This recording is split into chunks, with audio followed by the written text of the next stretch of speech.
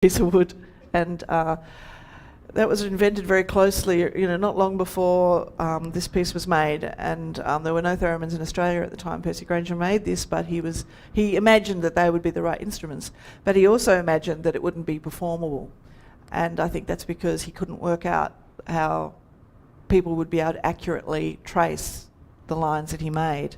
So I hope he would be happy with the approach that we developed for this piece. And in fact, Decibel are coming to Sydney and Melbourne in November.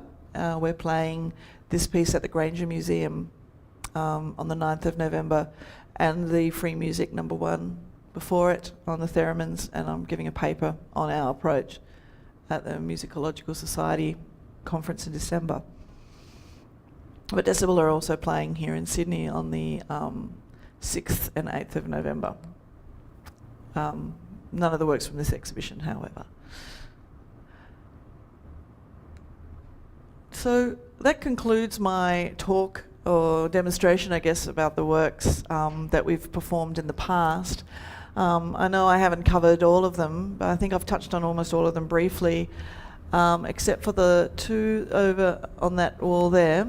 The one on the very big video screen is by a project initiated by Nigel Hellier, and he worked with marine biologists in Tasmania who were using these images are basically how they represent scientific data visually, and he was interested in whether musicians could use this complex data to create musical works, and the score on the right hand side of the screen is what he derived from those images and has been performed several times by musicians in Tasmania and elsewhere.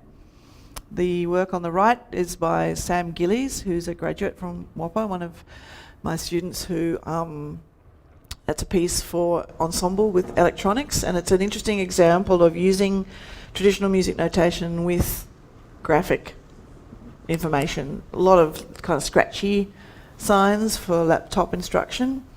And actually even the traditional music notation in that piece looks unusual because it's not made with a music program, it's actually drawn out in a design program called Illustrator. Lee came and did an artist talk about her piece earlier in the project, and there's a score of mine on the other side which gives you an idea of what the work looks like as a one piece, but is not the material that's used for the performance.